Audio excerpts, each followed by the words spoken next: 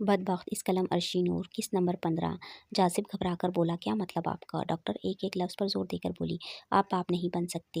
लेकिन क्यों मैम? देखिए, क्यों का जवाब आपकी रिपोर्ट्स में है। अभी आपने बताया था कि आपके साथ हादसा हुआ था और आपका ऑपरेशन भी रीढ़ की हड्डी का हो चुका है, प्लस आपका एक गुर्दा भी मुकम्मल तौर पर नकारा है। शायद इसी हादसे की वजह आपके साथ ये प्रॉब्लम्स हुई हैं। लेकिन मैम, कोई इलाज, कोई उम्मीद नहीं मिस्टर जासिब। मैं आपको झूठी तसल्ली या कोई झूठी उम्मीद नहीं दूंगी। आपका पैसा बहुत कीमती है और मेरा वक्त, मैं नहीं चाहती किसी झूठी आस पर मैं ज़ाया करूं अपना वक्त और आपका पैसा। देखिए, आपकी वाइफ में कोई प्रॉब्लम नहीं, प्रॉब्लम आप में है और कोई इलाज नहीं इसका। अलबत्ता आप अल्लाह से दुआ मांगे, इसकी ज़ात तो नामुमकिन को भी मुमकिन कर देने वाली है। जासिब घर आते हुए रास्ते में ही रुक गया। किस तरह वो इतनी उदासी लेकर नमल के सामने जाता। वो गाड़ी की सीट से सट टकरा कर रोने लगा। ये क्या हो गया था इसके साथ कि वो सारी ज़िंदगी बाप बनने से महरूम रहेगा। और नमल जो इतनी एक्साइटेड है अपने बच्चे के लिए, इसका क्या होगा? औरत की सबसे बड़ी ख्वाहिश होती है माँ बनने की। इसे जब इल्म हुआ कि वो माँ बन ही नहीं सकती तो क्या गुजरेगी इस पर? अल्लाह ने इसे इतनी बड़ी नेमत से महरूम कर दिया था। क्या अब मेरी महरूमी के साए तले नमल भी तरसती रहेगी? रिपोर्ट्स इसने सारी फाड़ दी। बहुत मुश्किल से वो खुद को संभाल कर घर गया। नमल इसका बेसब्री से इंतजार कर रही थी। कहाँ रह गई थी तुम? कब से वेट कर रही हूँ मैं। वो इससे नजरें नहीं मिला पा रहा था। कुछ दोस्त मिल गए थे, इनके साथ था। नमल ने गौर से इसके तुरे-तुरे चेहरे की तरफ देखा। क्या हुआ जासिब? कुछ नहीं यार, थक गया हूँ, सोना चाहता हूँ। वो बिना इसे देखे बेड पर औंधे मुँह लेट गया। नमल इसे देखकर परेशान हो गई कि इस तरह तो इसने कभी नहीं किया था कि मुँह फेर कर सो जाए। वो तो इसे देख-देख कर जीता था। नमल समझ गई कि वो ज़रूर किसी परेशानी में मुब्तला है। इस वक्त तो वो कुछ ना बोली और सुबह का इंतज़ार करने लगी। हमदानी साहब और इनकी मिसेस कुछ दिन में वापस चले गए तो वापस चले गए माया को कराची छोड़कर। माया का इंटरेस्ट बिजनेस के साथ साथ असद में भी बढ़ने लगा। असद ने फिर रुताबा से अपना कमरा अलग कर लिया था, ये कह कर के अब घर में काफ़ी लोग हैं और माया भी अकेले ही सोती है तो तुम भी सो सकती हो। रूम अलग होने के साथ साथ माया का असद के साथ क्लोज होना भी रुताबा बर्दाश्त कर गई। असद को माया के साथ हंसता बोलता देखकर खुश होती कि असद की खुशी में ही इसकी खुशी थी। रात के 12 बज रहे थे। माया और असद एक साथ लॉन में बैठे हुए थे। माया बड़ी दिलचस्पी से असद को देखते हुए बोली, एक बात पूछूं तुमसे? हाँ पूछो, तुम्हारा रुताबा के साथ क्या रिश्ता है? असद खामोश रहा। बोलो ना, चुप क्यों हो गए? असद इसे देखकर बोला, तुम्हारा सवाल कुछ अजीब सा नहीं? नहीं, मेरा सवाल अजीब नहीं, बल्कि तुम्हारा रिश्ता बड़ा अजीब लगा मुझे रुताबा के साथ। क्यों? मामा ने बताया तुम्हारी वाइफ है वो। जब मालूम है तो पूछा क्यों? मुझे नहीं लगता वो तुम्हारी बीवी है। असद आसमान की तरफ देखने लगा। हाँ, शायद सही कह रही हो तुम। तो फिर कौन है वो? मेरी मजबूरी। क्यों उलझा रहे हो? खुलकर बात कर सकते हो, अच्छी दोस्त हैं हम। प्लीज़ यार, कोई और बात करो। जब मैंने पहली बार इसे देखा यहाँ और फिर तुम्हें, तो वो तुम्हारे घर की नौकरानी लगी मुझे। लेकिन जब सुबह तुम्हें इसके साथ देखा तो मामा से पूछा, वो बोली तुम्हारी वाइफ है ये। मुझे तो हैरत का धचका लगा कि वो आम सी लड़की जिसका कद भी तुम्हारे कंधों तक मुश्किल से पहुँचता है, वो आम से हुलिया में आम से लिबास वाली तुम्हारी वाइफ कैसे हो सकती है?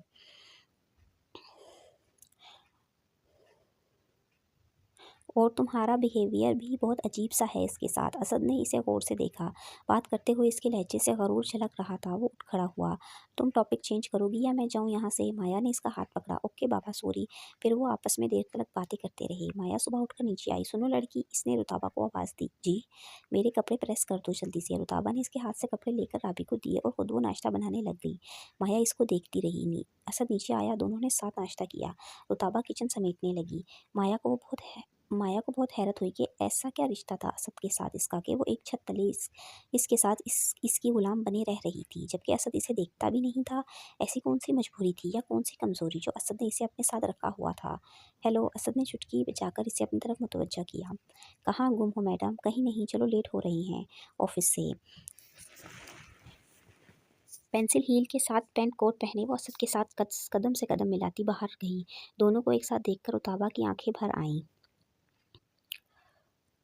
आप ऐसी ही लड़की डिज़र्व करते हैं असद। अम्मी ने मुझे ज़बरदस्ती आपके सर पर थोप दिया। ना जाने कब तक हमारे इस रिश्ते का आप बोझ उठाए फिरेंगे। वो खुद से बातें करती अपने ख्यालों में गुम थी। रुताबा जी, राबी ने इसे आवाज़ दी। कॉल पर नमल बीबी हैं, आपको बुला रही हैं।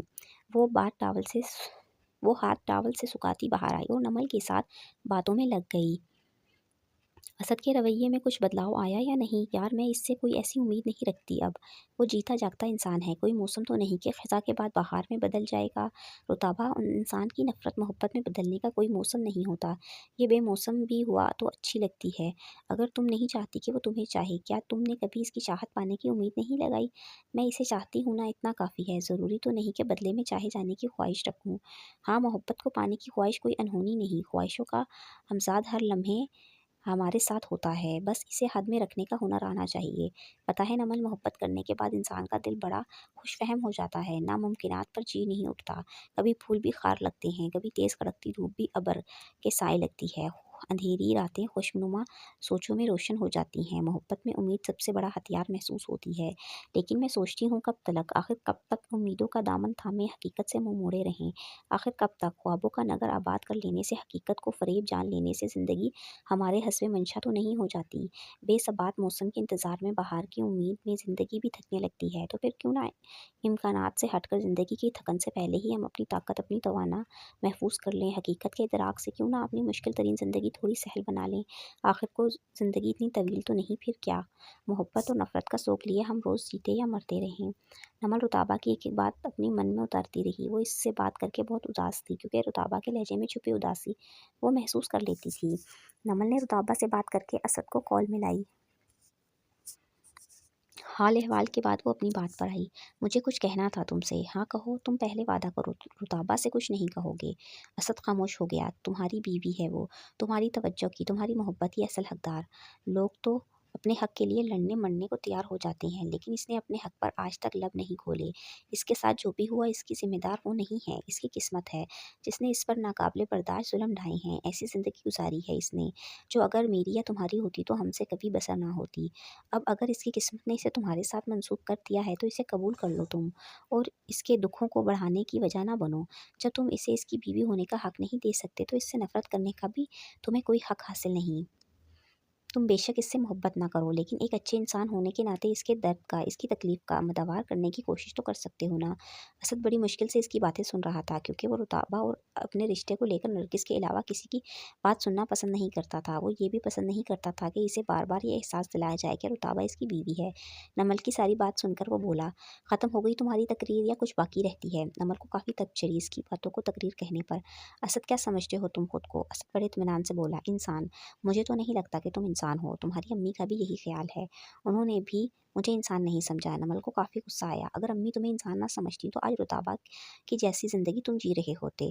तुम भी बदबख्त कहलाए जाते, जगह-जगह ज़माने की ठोकरों पर होते, और जिस कुर्सी पर बैठकर इतनी अकड़ दिखा रहे हो ना, वो मेरी माँ की वजह से है, वरना इसी ऑफ़िस के या इस जैसे किसी दूसरे ऑफ़िस के चपरासी होते तुम। और जिन ऑफ़िसर्स के साथ तुम कदम से कदम मिलाकर चल रहे हो ना, आज मेरी माँ ना होती तो किसी फुटपाथ पर बैठे इन्हीं ऑफ़िसर्स के शूज़ पॉलिश कर रहे होते, या तलवे चाट रहे होते तुम। असद से इतनी बदतमीज़ी के साथ आज तक किसी ने बात नहीं की थी, और ये नमल थी जिसने इसे कपड़ों की तरह धोकर रख दिया था। वो अपनी इतनी इंसल्ट बर्दाश्त ना कर सका और चिल्लाकर बोला, शट अप! इतनी बदतमीज़ हो तुम, मुझे नहीं मालूम था। गुस्से से इसने फ़ोन काटा, और अब खैर रुताबा की नहीं थी। नमल ने तो अपनी भड़ास निकाल ली थी, लेकिन अब इसका भड़कना बेचारी रुताबा ने सहना था। वो गाड़ी लेकर गुस्से से फ़ौरन घर पहुँचा। रुताबा सेकंड फ्लोर पर फूलों को पानी दे रही थी। रुताबा कहाँ है? राबी से पूछा। वो सबसे ऊपर वाले छत पर हैं। वो दनदनाता हुआ सीढ़ियाँ चढ़ा। रुताबा नीचे आ रही थी। दोनों का ज़बरदस्त टकराव हुआ।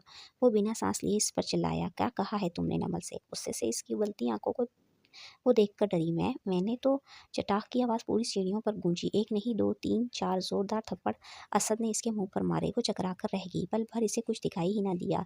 हर वक्त अपनी मजलूमियत का ढोंग पीट कर क्यों जलील करवाती हो मुझे तुम दूसरों से? थप्पड़ इतने जोर के पड़े थे इसे कि वो कुछ बोलने या समझने के काबिल ही ना रही। असद ने जोर से इसका गला दबाया। अगर अब अम्मी ने नमल ने या किसी ने भी तुम्हारे हवाले से मुझसे कोई बात की या मुझे समझाने की कोशिश की, तो इसका खमियाजा तुम्हें ही भुगतना होगा।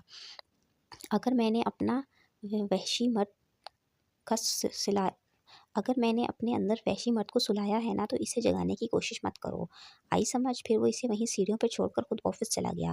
राबी ने वो मंजर अपनी आंखों से तो ना देखा, लेकिन असद के जाते ही वो ऊपर आई, और रुताबा का चेहरा देखकर वो डर गई। ये क्या हुआ आपको? वो क्या कहती से चुपचाप दीवार का सहारा लिए नीचे आने लगी। राबी ने इसे सहारा दिया तो इसने मना कर दिया। तुम जाओ राबी यहाँ से, आपको ऐसे छोड़कर मैं नहीं जा सकती। साहब जी ने क्यों मारा है आपको? वो आंसू रोके हुए रुंधी हुई आवाज़ में बोली, मुझे नहीं मालूम। राबी इसे कमरे तक लाई। रुताबा ने इसे घर संभालने के लिए वापस भेज दिया। इसमें इतनी भी हिम्मत ना रही कि वो नमल से इतना पूछती कि क्या बात की थी इसने असद से। शाम को असद के ऑफिस से आने से पहले ही नमल का फ़ोन फिर से आया। रुताबा ने बात ना की क्योंकि वो रो पड़ती फ़ोन पर, और फिर नमल ने असद को, और असद ने इसे नहीं छोड़ना था। हस्मे मामूल वो रात किचन में रोटियां पका रही थी। माया जूस लेने किचन में आई तो इसकी नज़र रुताबा के चेहरे पर जा रुकी। वो इसके पास आई। ओ माय गॉड, ये क्या, किसने मारा तुम्हें? वो रोटी तवे पर डाले बोली, किसी ने नहीं। तो फिर ये सूजे हुए गाल और इन पर उंगलियों के इतने गहरे निशान। वो हैरत से आंखें फाड़े इसे देखने लगी। असद ने अंदर आते हुए कहा, मार ये हमेशा अपनी हरकतों पर खाती है। माया असद के पास आई। क्या मतलब, कैसी हरकतें? असद को अब तक इस पर गुस्सा था। जलालत वाली हरकतें। क्यों, ऐसे कौन से जलील काम करती है ये? तुम छोड़ो इसे। असद माया का हाथ पकड़कर इसे बाहर लाया। तुम इसके बारे में कुछ बताते क्यों नहीं मुझे? इसे यहाँ देखकर खौफ सी होती है मुझे। कौन है ये सब? इसे तुम्हारी बीवी क्यों समझते हैं? क्यों रह रही है ये तुम्हारे साथ? और आज इसकी ये हालत किसने की? असद ने स्मोकिंग स्टार्ट कर दी थी।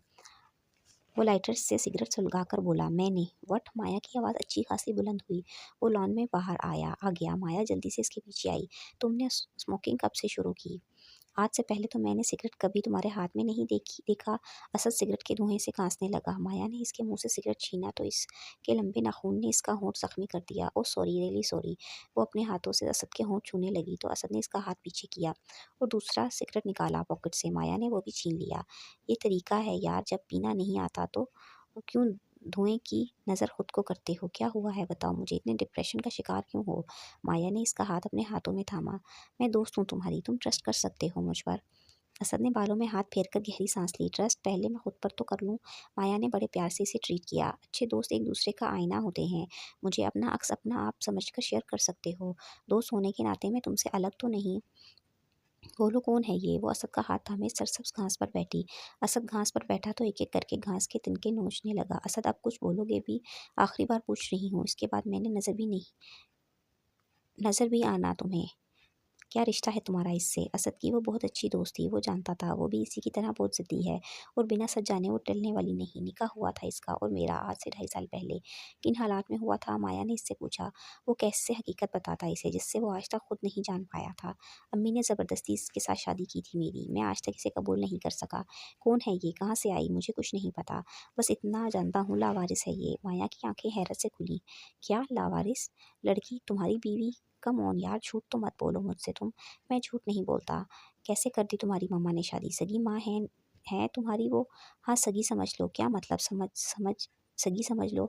फूफो हैं वो मेरी, उन्होंने पाला है मुझे। यार मुझे नहीं लगता कि वो तुम्हें अपना बेटा समझती हैं। कहीं ना कोई बात ज़रूर है जिसका बदला उन्होंने तुमसे लिया। रुताबा जैसी लड़की से तुम्हारी शादी करके। नहीं यार, वो ऐसी नहीं है। हम दोनों भाइयों की वजह से उनका हँसता-बसता घर ख़राब हुआ। इनका शौहर उनको छोड़कर चला गया था। हमारी खातिर वो अपनी ममता से भी दस्तबरदार हो गईं। बहुत लाड-प्यार से पाला है उन्होंने हमें। कभी माँ-बाप के ना होने का एहसास होने ही नहीं दिया। जब माँ की ज़रूरत महसूस हुई तो वो माँ बनकर जान लें हाज़िर रहीं। जब बाबा का नाम आया तो वो शफ़क़त का रूप धारे मज़बूत चट्टान की तरह हमारे सामने थीं। असद ने माया की तरफ देखा। कितना अरसा हो गया उनके शौहर से दूर रहते हुए। 24 साल, लेकिन अब वो लौट आए हैं और इनकी बेटी मेरी भाभी है। कब की उन्होंने अपनी बेटी से तुम्हारे भाई की शादी? 3-4 माह हुए हैं। और तुम्हारी शादी को 1.5 साल, यानी इनके शौहर और बेटी की वापसी से पहले उन्होंने तुम्हारी शादी की रुताबा से? माया ने आईब्रो झुकाए। उफ, मुझे तो यकीन ही नहीं हो रहा कि कोई अपने ही खून से अपनी महरूमियों का बदला इस तरह भी ले सकता है। क्या मतलब है तुम्हारा? मतलब साफ है, भोले बोले बोल असद जी। प्यार से उन्होंने दोनों भाइयों को इसलिए पाला कि इनके बुढ़ापे का कोई सहारा ना था तुम दोनों के अलावा। शौहर ने तलाक नहीं दी थी, शादी भी नहीं कर सकती थी वो, और कोई चांस ही नहीं था उनके पास। इसलिए अपनी नफरत की जड़ें इनके अंदर पनपती रहीं कि किस तरह वो अपनी महरूमियों का, अपनी तन्हाइयों का बदला ले। 24 साल अपने शौहर और अपनी औलाद से दूर रहने के लिए कि किसी के लिए मुमकिन नहीं। अपने अंदर की जलती आग में जवान होने पर उन्होंने तुम्हें झोंक दिया। साफ-साफ बात करो, कहना क्या चाहती हो? माय डियर, यही कहना चाहती हूँ कि अपनी सारी ज़िंदगी की कुर्बानियों की भेंट उन्होंने तुम्हें चढ़ाया है। अपनी ज़िंदगी तो इनकी ज़ाया हुई सारी सुप अब उन्होंने तुम्हारी ज़िंदगी स्पॉइल की है। वरना कोई इतना पागल नहीं कि किसी भी राह चलती लावारिस लड़की को अपने घर की इज़्ज़त बना ले। तुम इतने गए गुज़रे तो नहीं थे, या इतने गिरे हुए करैक्टर के कि तुम्हारे लिए कोई इज़्ज़तदार शरीफ घराने की लाइफ पार्टनर ना मिलती। असद गुस्से से खड़ा हुआ। पूरी दुनिया एक जगह और मेरी माँ एक जगह। अगर वो अपने मुँह से खुद इस बात का इकरार भी कर देना तो मैं तब भी यकीन नहीं करूँगा कि वो मुझे अपनी महरूमी की नज़र कर गई। लिहाजा इनके बारे में आइंदा तुम्हारे मुँह से ऐसे अल्फाज ना सुनूँ। माया हाथ झाड़कर खड़ी हुई। और रुताबा के बारे में क्या ख़्याल है? वो अपने ऊपर होने वाले ज़ुल्म का बदला नहीं ले सकती तुमसे? याद रखना असद, जब औरत हर ज़ुल्म ज़्यादती खामोशी से सहना शुरू कर देना तो डरो इसकी खामोशी से, क्योंकि इसकी खामोशी बहुत बड़े तूफ़ान का पेश खेमा हो सकती है।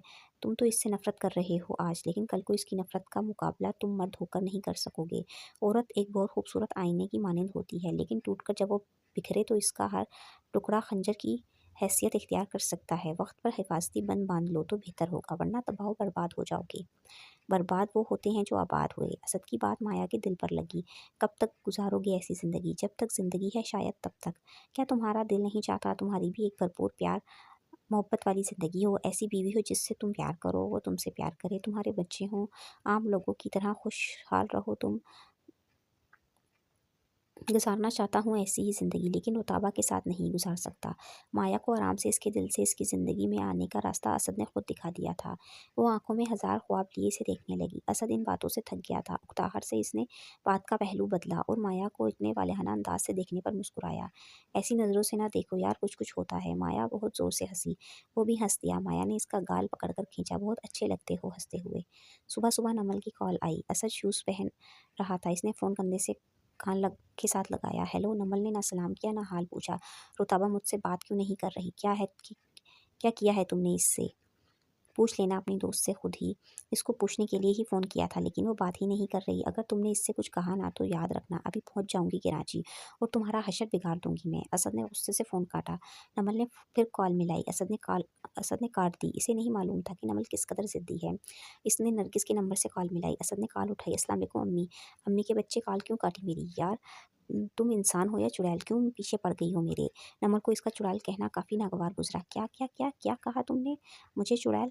वो इस पर बरस पड़ी। शर्म नहीं आती तुम्हें? बहन को अपनी चुड़ैल कहते हो? तुम्हें आईना क्या दिखा दिया मैंने? तुम असद इस रवैये का आदी नहीं था। इसने कॉल काटकर मोबाइल ही ऑफ कर दिया। इतनी मुंह फट लड़की है ये, कहीं से नहीं लगता अम्मी की ही बेटी है। सुबह सुबह सारा मूड ख़राब करके रख दिया।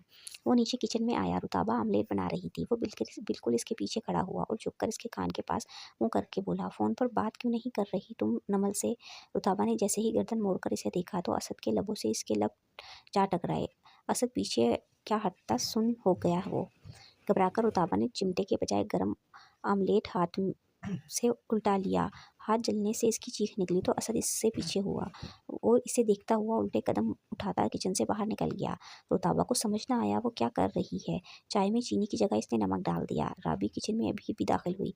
क्या कर रही हैं या आप? चाय में नमक डाल दिया है आपने? रुताबा ने देखा हाथ में नमक था। साहब जी तो चले गए। माया मैडम के साथ आप किसके लिए चाय बना रही हैं? रुताबा राबी को देखकर बोली। ओह अच्छा, कब गए वो? राबी ने इसके हाथ से चीनी की जगह नमक का डब्बा दोबारा लेते हुए वापस लिया। आपकी तबीयत ठीक नहीं लग रही मुझे, आप जाएं, आपके लिए मैं चाय बना लाती हूँ। नरगिस से बात करते हुए असद घर में दाखिल हुआ। मैंने कुछ नहीं कहा अम्मी नमल से, खामखा रो रही है वो। जो कुछ इसने मुझसे कहा है ना आप नहीं जानती। 2 मिनट में दिया पांचा एक कर दिया आपकी बेटी ने मेरा। जी जी अम्मी जानता हूँ, बहन है वो मेरी, लेकिन अम्मी बदतमीज़ी आपको पता है मुझसे किसी के बर्दाश्त नहीं होती। अरे नहीं नहीं, आप क्यों माफ़ी मांग रही हैं? इस चुड़ैल से कहीं वो सॉरी करे मुझे। ओके अम्मी, दे रहा हूँ फ़ोन रुताबा को। ये लो बात करो अम्मी से। रुताबा बात करते हुए अपने कमरे में चली गई। इसे नमल को कसम खाकर मुतमईन करना पड़ा कि असद ने इसे कुछ नहीं कहा। माया काफ़ी बनाकर लाई और एक कप असद को देकर इसके साथ बैठी। क्या कहा था नमल ने तुम्हें फ़ोन पर? ये तुम्हारी पप्पो की बेटी है ना, और तुम्हारी भाभी भी? हाँ, और मेरी दूध शरीक बहन भी।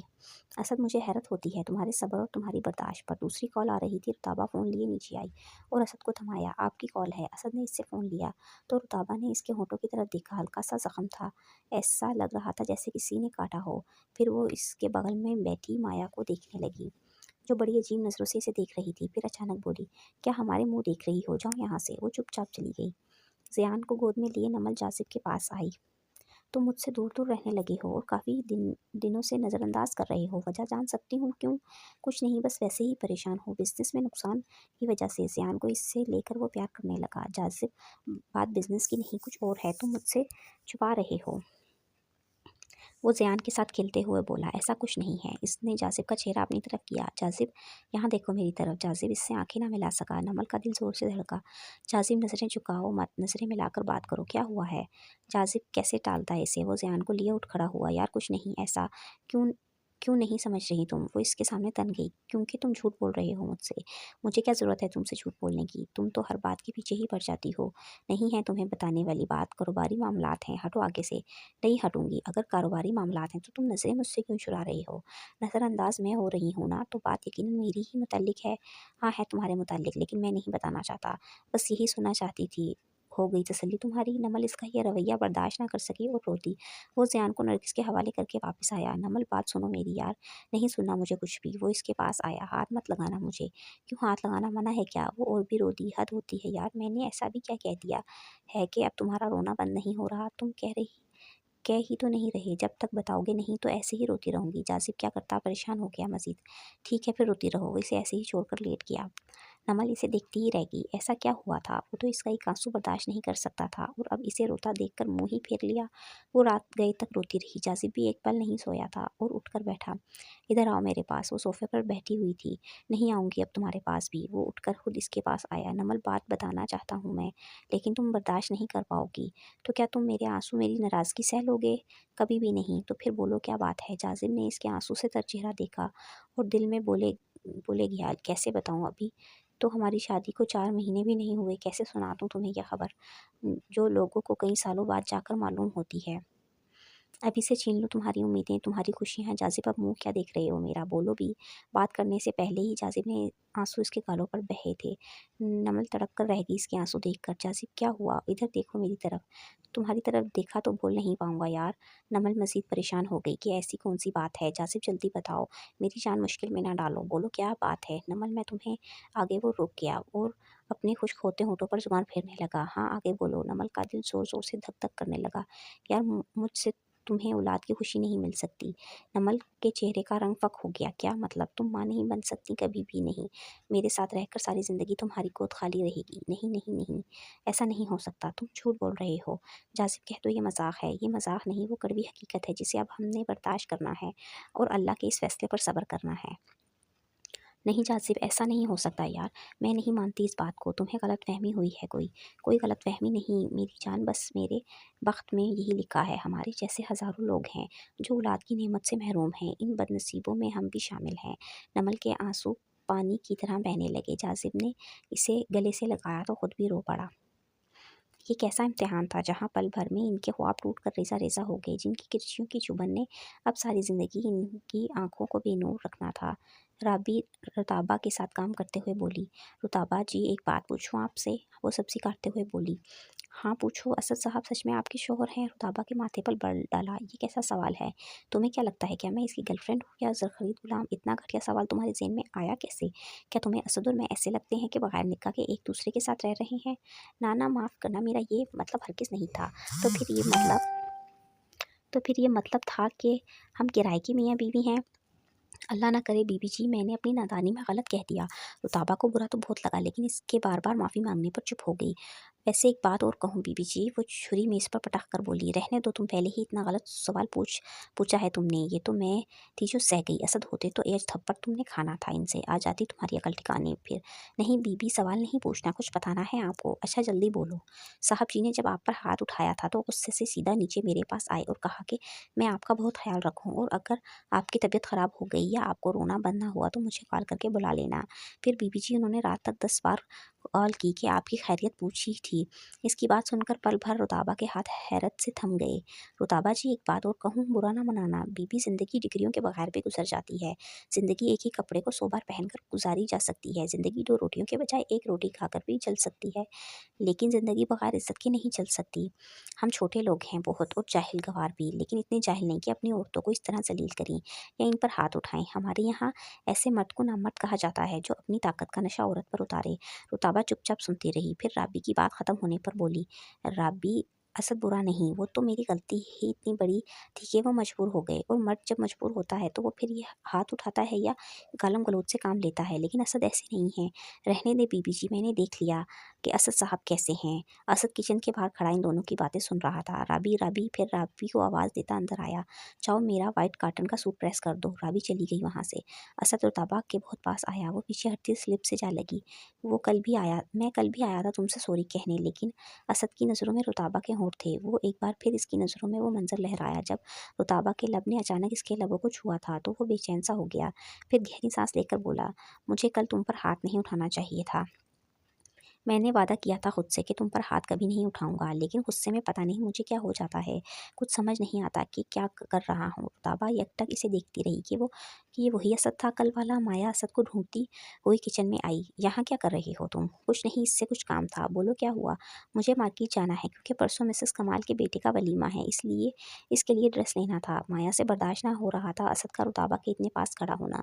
वो इसे हाथ से पकड़े बाहर ले आई। चलो मेरे साथ, रुताबा को भी ले चलते हैं। असद ने कहा तो वो अच्छा खासा चिढ़ गई। इसका क्या काम है हमारे साथ? असद ने इससे अपना हाथ छुड़ाया। क्यों, तुम्हें शॉपिंग करनी है तो हो सकता है इसे भी कुछ ज़रूरत हो। ठीक है, तुम ले जाओ इसे, मैं कैब में चली जाऊँगी। यार तुम तो फ़ौरन नाराज़ हो जाती हो। चलो फिर इसे मैं राबी के साथ भेज देता हूँ। असद ने रुताबा को हज़ार हज़ार के नोटों की गड्डी पकड़ाई। मार्केट चली जाओ, तुम्हें राबी ले जाएगी, जो लेना हुआ ले लेना। रुताबा ने पैसे वापस कर दिए। मुझे कुछ नहीं लेना। असद ने पैसे वापस लिए और क्वार्टर में आकर राबी को दिए। रुताबा को बाजार लेकर जाना है तुमने आज शॉपिंग के लिए। राबी ने इनके हाथ से पैसे लिए। कितने हैं साहब जी? ये 25,000 हैं, और चाहिए तो दे देता हूँ। नहीं नहीं, ये काफ़ी हैं। माया गाड़ी में बैठी इसका इंतज़ार कर रही थी। हारन पे हारन बजाने पर वो भागता हुआ गाड़ी में बैठा। सब्र किया करो यार। वो माया के साथ चला गया। राबी रुताबा को ज़बरदस्ती साथ ले गई और सारी शॉपिंग अपनी पसंद से करवाई। रुताबा के मना करने के बावजूद हर चीज़ इसने बहुत आला किस्म की ली। Matching jewellery, matching purse, matching sandal, और फिर वापसी में इसे पार्लर ले गई। इसके बेइंतहा लंबे बालों को हल्की सी लेयर कटिंग करवाकर फेशियल मैनिक्योर पेडिक्योर करवा के रात को असद से पहले घर पहुंची। रुताबा इसकी फजूल खर्ची पर बहुत खफा हुई, लेकिन राबी बहुत खुश थी रुताबा को शॉपिंग करवा कर। रुताबा ने एक कीमती सूट ज़बरदस्ती से भी दिलवाया तो वो और भी खुश हो गई। माया का मूड बहुत ऑफ था कि असद रुताबा को क्यों साथ ले जा रहा है, लेकिन इसे हज़ार हीले बहानों से भी ना रोक सकी कि मिसेस कमाल ने असद को रुताबा को साथ लाने की रिक्वेस्ट की थी, क्योंकि लाहौर वाली हमदानी साहब के घर पार्टी में वो रुताबा से मिल चुकी थी। इसलिए इनके इसरार पर इसने रुताबा के साथ जाना पड़ा। माया पार्लर से तैयार होकर जब घर आई तो असद इस संगमरमर की मूरत को देखता रह गया। बगैर सीने के फुल फेरी स्टाइल के रेड फ्रॉक में डार्क मेकअप के साथ वो शहजादी लग रही थी। असद इसकी तारीफ किए बिना ना रह सका। इसने अपने गरूर से भरे स्टाइल से थैंक्स कहा। रुताबा के लिए राबी ने पार्लर वाली घर बुला ली थी। रुताबा की एक ना मानी राबी ने और अपनी मर्जी से इसे तैयार करवाया। ऑफ वाइट बारीक नगीनों से भरी एम्ब्रॉयड साड़ी पहने, पेंसिल हील के साथ लाइट से नेचुरल मेकअप में डार्क रेड लिपस्टिक लगाए वो फिर आज बला लग रही थी। राबी से देख देख कर थक ना रही थी। असद ने नीचे से आवाज़ लगाई, रुताबा जल्दी करो, देर हो रही है। राबी ने जल्दी से इसके जोड़े पर ताज़ा फूलों के गुलाब के फूल लगाए। वो असद की आवाज़ पर साड़ी का पल्लू हाथ में पकड़े भागी तो पाँव मुड़ा और गिरते गिरते बची। राबी ने इसकी साड़ी का पल्लू ठीक किया। आप जाएं लेकिन आराम से।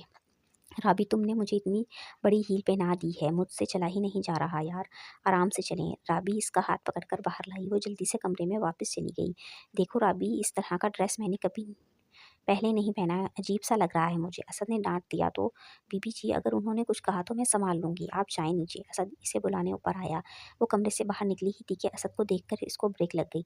असद ने इसे सर से पाँव तक देखा। वो पहचान ही नहीं पा रहा था कि ये रुताबा ही है। रुताबा ने साथ खड़ी राबी का हाथ दबाया और इसके कान में सरगोशी की। मैंने मना किया था तुमसे कि मुझे नहीं करना ये सब, अब देख लिया। वो डर रही थी असद से। असद के होश उड़ रहे थे इसे देखकर। इसने आगे बढ़कर रुताबा का हाथ थामा। चलो देर हो रही है। वो इसका हाथ थामे सीढ़ियाँ उतरने लगा। माया ने जब रुताबा को देखा तो वो भी पल भर देखती रह गई इसके पुरकशिश चेहरे को, लेकिन फिर इन दोनों को साथ देखकर इसका खून खोलने लगा। बड़े नागवार तासुरात से वो असद के साथ मुखातिब हुई। हद है, जल्दी करो, पहले ही मौसूफ़ा की वजह से लेट हो गए हम, ऊपर से तुम इसे ऐसे ला रही हो पकड़कर जैसे ये भाग जाएगी। माया से बर्दाश्त नहीं हो रहा था असद के हाथ में रुताबा का हाथ। वो सैंडल से टक टक करती गाड़ी में अगली सीट पर जा बैठी। रुताबा को पीछे बैठना पड़ा। माया का मुंह अच्छा खासा फूला हुआ था। क्या हुआ है, मुंह गुब्बारे की तरह क्यों फुला रखा है? वो नज़रें सामने जमाए बोली, मेरा मुंह है मेरी मर्जी। Oh okay madam. असद गाड़ी चलाते चलाते 100 बार व्यू मिरर में रुताबा के होंठ और आंखें देखता रहा, फिर आहिस्ता आहिस्ता गुनगुनाने लगा।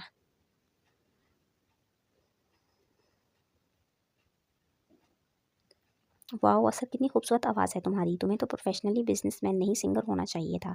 असद ने मुस्कुराकर थैंक्स कहा माया से। मिसेज़ कमाल के यहाँ पहुँच चुके थे वो। माया असद का हाथ थामे गाड़ी से बाहर निकली और इसका हाथ थामे आगे बढ़ी। असद ने मुड़कर रुताबा को देखा जो इसके पीछे आ रही थी। सबने बहुत प्यार से वेलकम किया इनको। रुताबा को वहाँ जाकर अपने आप सबसे ज़्यादा सिंपल नज़र आया। वहाँ तो ऐसे लग रहा था जैसे पूरी फ़िल्म इंडस्ट्री और मॉडल्स मौजूद हों।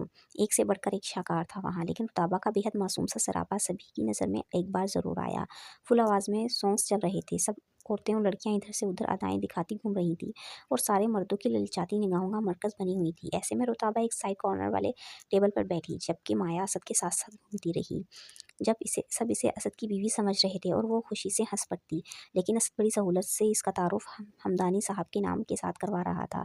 स्विमिंग पूल के पास खड़ा असद ऑफिस के कुछ दोस्तों के साथ खुशगपियों में मसरूफ़ था। माया मिसेस कमाल के साथ स्टेज पर थी।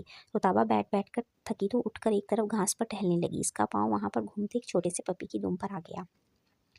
वो गुर्राता हुआ रुताबा के पीछे पड़ गया। वो पहले ही कुत्तों से बहुत डरती थी। साड़ी उठाए वो खुद से कुछ फासले पर खड़े असद की तरफ भागी। असद जहाँ खड़ा था वहाँ टाइल्स वाला फर्श था और भागते हुए रुताबा का पाँव असद के पास पहुंचकर टाइल्स से ऐसे स्लिप हुआ कि वो असद पर जा गिरी। असद इस हमले के लिए तैयार ना था और अपनी तरफ भागते हुए आती रुताबा को नहीं देखा था। वो इसके टकराते ही संभल ना सका और इसके समेत स्विमिंग पूल में जा गिरा। सभी लोग इन्हें देखकर पूल के आसपास जमा हो गए। असद का जो हाल हुआ, शर्मिंदगी से वो नाकाबिले बर्दाश्त था। पानी में डूबने के डर से रुताबा ने जल्दी से असद को शर्ट से पकड़ा। इसे क्या मालूम था कि स्विमिंग पूल की गहराई ज़्यादा नहीं होती, लेकिन वो बहुत बुरी तरह से डरी। असद को इस कदर गुस्सा था अपने तमाशा बनने पर कि इसका बस नहीं चल रहा था वो इसे इसी पानी में डुबोकर मारता। असद इतने ज़ोर से इसे अपने साथ भींचा कि रुताबा को लगा इसकी पसलियाँ असद के पसलियों में धंस जाएंगी। वो इसे पकड़कर खूंखार नज़रों से बाहर लाया और कमर से उठाकर फर्श पर बिठाया। मिसेस कमाल ने हाथ देकर सहारा देकर इसे उठाया। सारा मजमा इसके गिर्द था, पानी से भीगा हुआ था। सब को अपनी तरफ देखकर असद भी शर्म से पानी पानी हो गया। इसे वापस घर जाना पड़ा। माया भी बहुत ज़्यादा गुस्से में थी। रुताबा रोने लगी कि अब इसकी खैर नहीं थी। घर जाकर वही हुआ जिसका इसे डर था। घर जाते ही वो इस पर फट पड़ा। सारे रास्ते भी वो इसे बातें सुनाता हुआ आया। तुम्हें कहा कहीं भी लेकर जाने के काबिल नहीं हो। हर जगह हर मौके पर तुम मुझे शर्मिंदा ज़रूर करवाती हो अपनी इन ऊँट-पटांग हरकतों से। यार तुम चीज़ क्या हो? क्या हरकत की है तुमने? वहाँ जानती हो किस कदर मेरी इंसल्ट हुई है? दिल चाह रहा है मुँह तोड़ दूँ तुम्हारा। माया इसे कूल करने लगी। बस असद जाने दो। इतना गुस्सा मत करो, तुम्हारी तबीयत ख़राब हो जाएगी।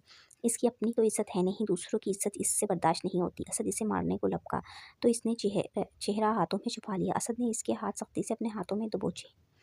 मुझे समझ नहीं आती कि तुम हर चीज़ से इतना डरती क्यों हो? अपनी इज़्ज़त लूट। आगे वो माया को देखकर खामोश हो गया। माया के कान खटखट के असद ने एकदम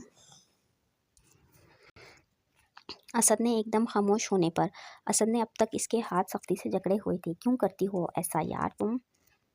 हर जगह पब्लिक प्लेस पर ही तुम्हें तमाशा बनाती हो, कभी प्लेन में, कभी ट्रेन में, कभी बारिश में, और आज यहाँ हज़ारों लोगों के बीच भी तुमने ये सब किया। असद की आवाज़ इतनी ऊँची थी कि राबी भी अपने क्वार्टर से बाहर आ गई। या अल्लाह खैर क्या हो गया आज फिर? वो जल्दी से लॉन्च में आई। इस तरह मुझे सबके सामने जलील करके क्या साबित करना चाहती हो तुम? बदला लेना चाहती हो मुझसे? रुताबा ने रोते हुए नाम में सर हिलाया। वो कुत्ता पीछे लग गया था। कुत्ता ही था ना, कोई शेर तो नहीं जो तुम्हें चीर पाड़ कर रख जाता। हर काम गलत करती हो, फिर मगरमच्छ के आंसू भी बहाती हो, ऐसे जैसे दुनिया का जालिम तरीन शख्स मैं ही हूँ और तुम जहाँ भर की मजलूम। छोड़ो असद। माया ने इसके हाथ रुताबा के हाथों में जकड़े हुए छुड़ाए और इसे अपने रूम में ले गई। असद ने आज इसे बातें तो बहुत सुनाई पर हाथ नहीं उठाया था।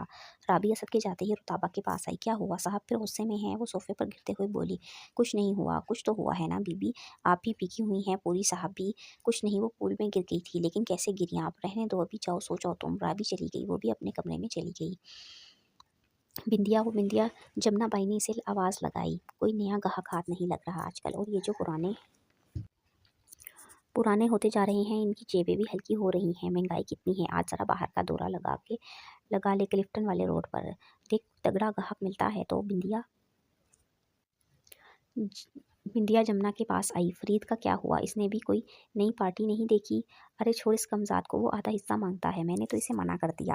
अब इसे इतने खूबसूरत फ्लैट की आधी रकम भी देनी है और गाड़ी भी लेने का इरादा है। खुद ही कोशिश करनी होगी अब। तुम आफरीन को भी साथ ले जाओ। कच्ची कली है, अभी ज़्यादा दाम मिलेगा।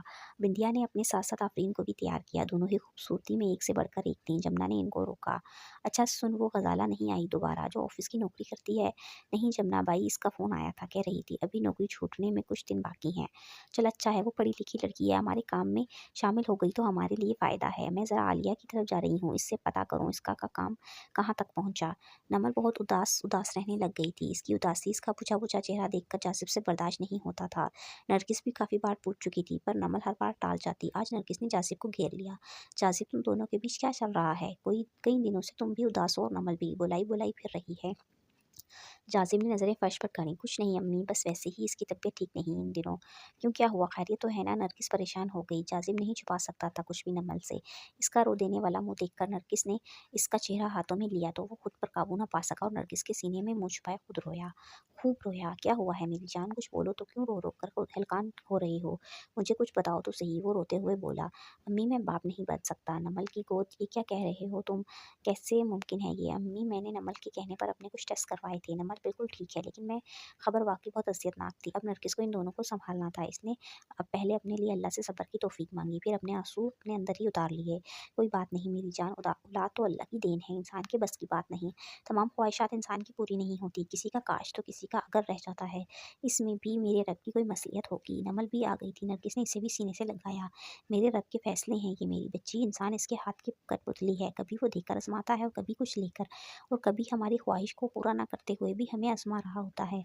हम इंसान बिलखते हैं, सिलकते हैं, सिसकते हैं, चिटकते हैं, सब्र नहीं करते और अपनी ख्वाहिशात दिल से निकाल फेंकते हैं और रब से शिकवा करते हैं कि इसने हमें तन्हा छोड़ दिया या वो हमारी सुनता ही नहीं। नरगिस ने दोनों को प्यार से देखा। मेरी जान, अल्लाह तो हमारी सरगोशियों को भी सुनता है। एक हम नादान हैं कि इसकी एक नहीं सुनते और हम समझते हैं वो हमारी दुआ कबूल नहीं करता और मायूस होते ही हमें तहे दामन होने का एहसास घेर लेता है। लेकिन हम इंसान नाकिस अकल है ना, हम नहीं समझ पाते कि हमें रब को खालिस्तन पुकारने के समान से आरास्ता किया जा रहा है। अब देखो मेरे रब के फैसले, तुम माँ नहीं बन सकती, लेकिन तुम्हारी औलाद ना होने से पहले ही इसने तुम दोनों की गोद भरने के लिए ज़ियान को इस घर में पैदा किया। कहाँ थी तुम्हारी दोस्त बख्ती, और आज वो तुम्हारे साथ है और इसकी कोख का फल तुम्हारी गोद में है। रब से नाराज़ नहीं होते मेरे बच्चे, इसकी मसलियत को समझो, इसके फैसले को खुशदिली से कबूल करो। नमल ने अपनी तरफ भाग कर आते हुए ज़ियान को देखा जो इसको ममा ममा पुकारता इसकी गोद में आ गिरा। इसे देखो नमल इसका बाप नहीं है और असद जैसे शोहर की बीवी इसकी मजबूर माँ है। ये बच्चा माँ के होते हुए भी माँ के आंचल से महरूम है। इस भरी दुनिया में कोई नहीं इसका। शायद इसी को माँ बाप जैसी दौलत से नवाजने के लिए अल्लाह ने तुम दोनों को चुन लिया। मेरे रब का चुना हुआ मेरे रब का चुनाव हो तुम इस मासूम बच्चे के लिए जिसे इसने बख्ती की तरह बदबख्त नहीं रखना था। क्या तुम दोनों के अलावा ये बच्चा कोई और इतने लाड से पाल सकता था? इन दोनों ने नामे सर हिलाया। फिर जासिब के सर पर हाथ रखकर बोली, तुम दोनों भाइयों को पाला मैंने, अपने शोहर को छोड़कर। अपनी इस नन्ही सी बच्ची को भी छोड़ दिया था मैंने, क्योंकि मेरे रब ने मुझे तुम दोनों के लिए चुन लिया था। मैंने अपने रब से अपना दामन नहीं छुड़ाया, बल्कि मज़ीद मजबूती से जकड़ गई रब से कि वो मुझे हौसला और सब्र दे के मैं इसके मुंतखब होने के फ़ैसले पर पूरा उतर सकूं। और देखो आज तुम दोनों मेरी नज़रों के सामने हो हमेशा के लिए। नमल ने ज़ियान को अपने सीने के साथ भींच लिया। नरगिस की आंखों में आंसू आ गए। जासिब बेटा, अब यही तुम दोनों की औलाद है, तुम्हारे रब का इंतखाब है ये तुम दोनों के लिए और इसके लिए तुम दोनों। राबी के वालिद का इंतकाल हो गया था। वो पूरी फैमिली के साथ गाँव चली गई कुछ दिन के लिए। रुताबा फिर अकेली पड़ गई। शाम होने को थी। इसका दिल बहुत घबरा रहा था। वो लॉन में टहल रही थी। अचानक इसके हाथ पर बाहर से आकर कुछ भारी चीज़ लगी। वो बुरी तरह डरी। वो भागकर अंदर चली गई। इसके हाथ में काफ़ी दर्द हो रहा था। बाहर डोरबेल बजी। या अल्लाह, कौन आ गया इस वक्त? इसने ऊपर गैलरी से छुपकर झांका तो कुछ लड़के थे गेट पर। टीवी भागते हुए वो टीवी लाउंज का दरवाज़ा और लॉक कर किया। इनमें से एक दीवार फलांग कर अंदर आया। वो वापस जब गेट से चढ़कर बाहर उतरा तो इसके साथी भाग गए थे। असद की गाड़ी देखकर इसने भी छलांग लगाई और 2 मिनट में गायब हो गया। असद हैरानी और गुस्से के मिले-जुले एहसास से अंदर गया। लड़के को तो वो ना पकड़ सका क्योंकि वो असद की गाड़ी से निकलने से पहले ही भाग गया था, लेकिन रुताबा इसकी पहुँच में थी। वो जल्दी से अंदर आया। इसके गुस्से को देखकर गाड़ी माया ने अंदर पार्क की। असद ने ज़ोर से दरवाज़ा पीटा। रुताबा ने ना खोला। असद ने फिर दरवाज़ा बजाया। मनहूस लड़की, खोलो दरवाज़ा। असद दरवाज़ा ज़ोर-ज़ोर से पीटने लगा। वो असद की आवाज़ सुनकर जल्दी से उठी तो दुपट्टा इसके पैर में उलझकर नीचे गिरा। इसने दुपट्टा वहीं छोड़कर दरवाज़ा खोला तो असद दरवाज़े को धक्का देकर अंदर आया। वो दरवाज़े के साथ ही खड़ी थी। दरवाज़ा इसके मुँह पर जा लगा और वो दरवाज़ा लगने से पीछे जाकर गिरी। नाक से खून ऐसे बह रहा था जैसे इसका जैसे पानी का नलका हो। असद ने इसके खून की परवाह किए बगैर इसे बालों से पकड़ा। कौन थे ये लड़के? माया जल्दी से अंदर आई। रुताबा की नाक से बहता खून देखकर इसका सर चकरा गया। मैं पूछ रहा हूँ कौन थे ये लड़के, और दीवार फैलाकर कौन भागा था? मुझे नहीं मालूम कौन थे। तो तुम शराफत से नहीं बताओगी कौन थे वो? माया ने भी पूछा। चुप क्यों हो, बता दो कौन थे वो लड़के। असद ने देखा इसका दुपट्टा भी नीचे फर्श पर पड़ा हुआ था। असद इसे घसीट कर कमरे में ले गया। जारी है।